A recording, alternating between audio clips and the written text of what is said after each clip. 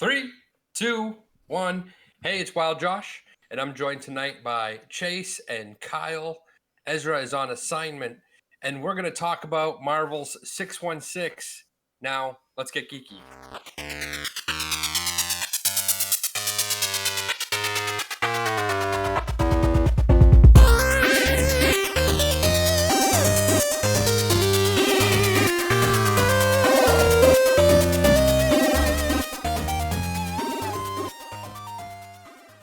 Stan Lee used to say that Marvel Comics universe was the world outside your window and that people could find characters they could see themselves in.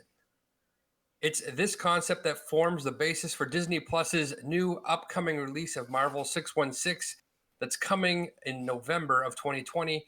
And the designation 616 refers to Marvel's universe's place in a larger multiverse. And the Marvel 616 will explore the real life impact that Marvel Comics have had. And I know that they've had impact on me in my life, and I'm pretty sure they've had impacts on both of you as well. So let's get into what this Marvel 616 is going to be all about. And I'm going to turn it over to you, Kyle. Well, all right then. Hello, listeners and people. I'm kind of excited about 616, especially after watching the trailer, only because I think it's going to explore the the the the, the impact that Marvel had, not only on the world but on us as individuals. Because watching the trailer and just thinking about it had me thinking about um, the time when I really came around to Marvel Comics themselves. Um, and I guess I'll just kind of share a little story. When I was in high school, Mm-hmm.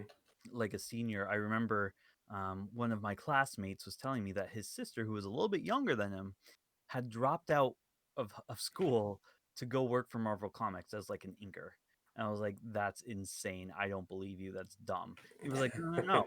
And she was sending him stuff that she was working on the Marvel Civil War comic that was coming out. So this was like the original Civil War. And that's, I remember, like, for me, that's when I really turned to Marvel and got heavy into Marvel, because before that, I was more into DC and definitely Batman, but just knowing that, oh, I kind of, a friend of a friend has worked on this, like, that's kind of what got me into Marvel. And I'm excited about that, because obviously Marvel took off in a cinematic way, and has become, I think, in my mind, more popular. So I'm glad that, like, I got in before it was cool. Mm. But That was a cool. That was like your Marvel origin story. that is my Marvel origin story. Well, mine is I don't have any direct connection like that where you actually knew someone who knew someone or was related to someone that worked at Marvel, but we used to have a baseball card store down the road. And so it was just baseball cards. Growing up, we would ride our bikes because our bikes were our world. Like anywhere our bikes could take us, that was our world because we couldn't drive or anything. So we'd go to the baseball store. So it was all baseball cards. And then I don't know, in the dating myself, but I'm going to say in like the mid 90s. So I was like 13, 14. And A I was comic book store. non-existent. Yeah. A comic book store that was further than the baseball cards, but it was different. It was bigger. And so we started riding our bikes there instead. And that's kind of when we got introduced to comic books. And then before that, like I guess I remember watching I like the Spider-Man 90s man animated series that was out at the time. I really dug that. And then like we've talked about, they had X-Men and all different ones, but like Spider-Man. So I think Spider-Man, X-Men, Wolverine, and things like mostly Spider-Man, and we'd trade and let each other borrow and stuff. So Chase, what's your origin story with Marvel? I mean, anybody who has listened to the podcast for basically any length of time knows that I was not a superhero guy at all. I had no interest. You could have said, "Here, I'll pay for your ticket to go watch this movie," and I would have been like, No, pass. Um, and I don't really know what changed. But I know that every time Marvel releases a movie, I'm going to see it. So, um, they just do a really good job with their storytelling, and I think that's kind of what drew me into it. Nice. So I see that we have a nice little show note, like a show breakdown of like the episodes. So we're getting all of the episodes all at once this time, right? So Disney has been so far, well, in the past has always been this. We'll release one a week until you get through the whole thing, but they've announced that they're dropping all of these at once. Is that correct, Kyle? And there's 8 of them. That's true. There are 8 of them. They're And dropping them all at once, and I have some notes on a couple of them only because on YouTube they have sneak peeks at those episodes, and I mhm. wanted to get as much information as I could about what's going on. Are these in order? So it's like the first one, Japanese Spider-Man. Mhm. That's the one that probably interests me the most for some reason, and I mean they all interest me, but just because of Ready Player One, like Yes. that's why I really want to watch that one, because if you've read Ready Player One, not watched the movie, read the book, then you'll know about how Spider Man is kind of a big deal in that a little bit. So yeah, Yeah. Yeah, I'm uh, interested to see that as well. like they said in the trailer, he's different. He's a different Spider Man. So I kind of want to, but he was super popular in Japan. So I want more information.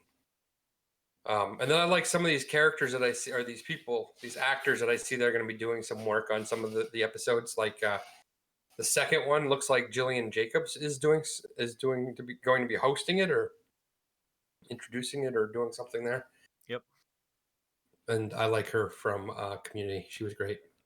Yeah, they get the And few then communities on here because Allison Brie is doing the last one. yes, yeah. And Paul Shear is usually pretty funny as well.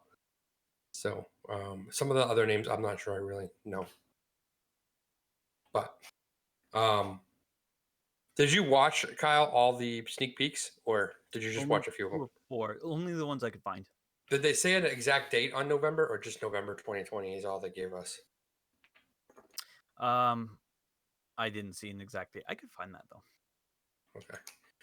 I really like, and being a person who enjoys going to Comic Cons, and I don't really participate myself in the cosplay at Comic Cons, but I enjoy seeing the cosplay, and I appreciate when someone puts a lot of work into a costume and it shows. It's not like they just went to the Halloween store and bought some outfit. It's like they put like a lot of work into their costumes. So I know that there's one that's going to be focusing on that aspect of it. That looks kind of cool. Yeah. Um, I'm guessing it's the one called Suit Up, but I don't know. Maybe not. I'm hoping. Yeah. I'm interested in that one, right? Because I've been to a couple Comic Cons as well. Um, suit up, shoot up sounds like the one that would be for that. But I wholeheartedly appreciate um that aspect too. Um, I think maybe I talked about it on this podcast, but Chase hadn't. I don't think Chase had showed up, but I went to a Comic Con, um, and there were these people dressed as the Justice League characters from like the Justice League Zack Snyder movie. Um, and then I went to a movie with Chase and found that 2 of the people, so the Batman and the Wonder Woman, um, they had been there, and this was in Manchester, New Hampshire, not Rhode Island, but they were there promoting the Justice League movie. So if you're a really good um, uh, Cosplayer. if you're a good cosplayer, you could like get legit time out there. Yeah. It's cool that we've spent time talking with people that are in the 501st, which is a Star Wars cosplay, not not Marvel, but they actually get invited to go to like Fenway Park every year and do when they do Star Wars night, and they'll just all go like even if it's just like throw on your stormtrooper cosplay that night, and you get to just wander around Fenway Park, and they just let you go and hang out and do whatever you want, get your picture taken and stuff. So that's pretty cool. So one of these lost and found, which is kind of cool. It looks like they're talking about forgotten characters of the Marvel comics, which I think would be really fun because they've gone through a lot of characters in the MCU. If we just take the MCU, to wonder what are they going to do next in future phases of the MCU, and we're probably going to start having to dive into some of these more obscure characters because they've used so many big ones already. Yeah, but it's kind of funny. I mean, the Guardians of the Galaxy were, I mean, not obscure, but they're lesser known. Like Yeah, they've already had a lot of success doing this. So yeah, I'm excited for that episode Lost and Found as well. yeah. Even Eternals, right? I feel like the Eternals is not really that huge of story arc. I mean, everyone thinks that when they think of Marvel and they think of crime fighting teams, they think of Avengers, Fantastic Four, X-Men, the big ones, but there are these other ones as well. Which I was actually introduced to when I was a kid. For some reason, I somehow ended up with a few West Coast Avengers comics. Do you remember the West Coast Avengers? I mean, I've heard of them. They were just like they were the Avengers, but for some reason they were different and they were focused. They They're the were like in California California. Surfer Kids. Yeah, the West Coast Avengers. So they were legit. Yeah, they've done a lot with that. When I was a kid, well, I guess this is DC, but um, I like to watch Teen Titans Go. So I guess I was a teen, but they had like Teen Titans. No, not Teen Titans Go. That was the one that came later. But Teen Titans, and then they developed like a Teen Titans West team, and I always thought that was cool. Like you could have like um, different teams of superheroes, and like you could really um grow your franchise that way. And I wouldn't even be surprised if like eventually, if in 30 years we're still getting new Marvel movies, if we had like Avengers East, Avengers West, Avengers in Heaven. I don't know. Well, okay. So, all right, very good. I don't know some of the other ones where there's not much to say. We just get titles, but we have so we mentioned Japanese Spider-Man #1. The second one being Higher, Further, Faster, which is the one that has Jillian Jacobs, where they're gonna be talking about women in the Marvel comic books, and then Amazing Artisans with Clay Jeter. I don't know who Clay Jeter is. I'm guessing Amazing Artisans is going to be focusing on the art. It is what it sounds like, but I don't know. I don't have any specific on that. Lost and Found, which is the one that Paul Scheer's doing, where it's talking about some of the forgotten characters of the Marvel Universe. Then we have Suit Up, which is going to be done by Andrew Rossi, which I think is going to be a cosplay one. Unboxed by Sarah Ramos. Sounds like maybe that's going to be looking at more of the merchandising of Marvel. The Marvel Method, which is going to be Brian Oakes. I have no idea. Maybe it's going to be looking at the way Marvel, the history of Marvel, and how they come up with their characters and things. Mm-hmm. And then the last one, Marvel Spotlight, which is going to have Allison Brie, another community member. So, pretty cool. Looking forward to that. Yeah. Anyone have any last words? I was just thinking, because the reason that I'm excited for this is because I really liked the Disney The Mandalorian gallery, where they kind of went like behind the scenes of making The Mandalorian.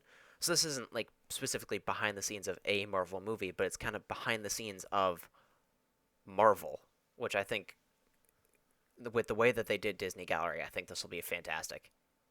I think it'll be really cool. Yeah, I hope we get another one with season 2.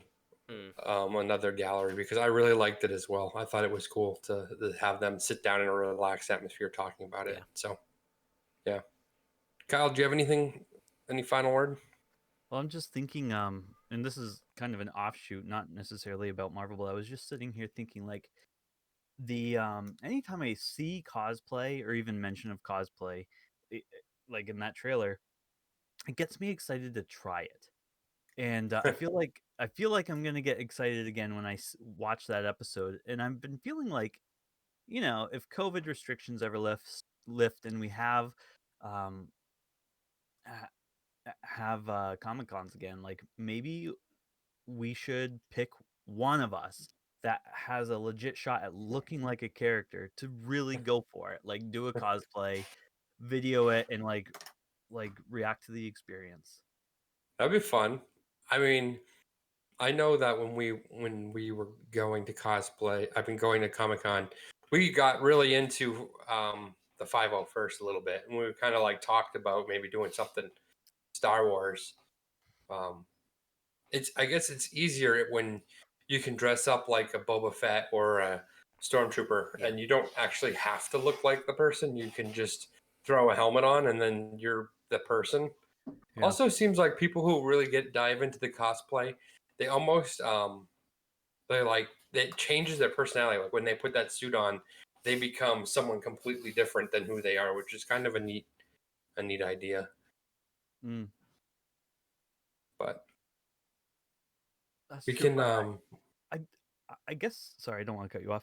no, that's okay. I didn't really have much to say. What were you gonna say? I was gonna say, I guess I'm just more impressed by someone who dresses up and you can see their face. Like we were there a couple years ago, and there was a Captain Marvel with the hair. It was like a short hair, and Mm-hmm.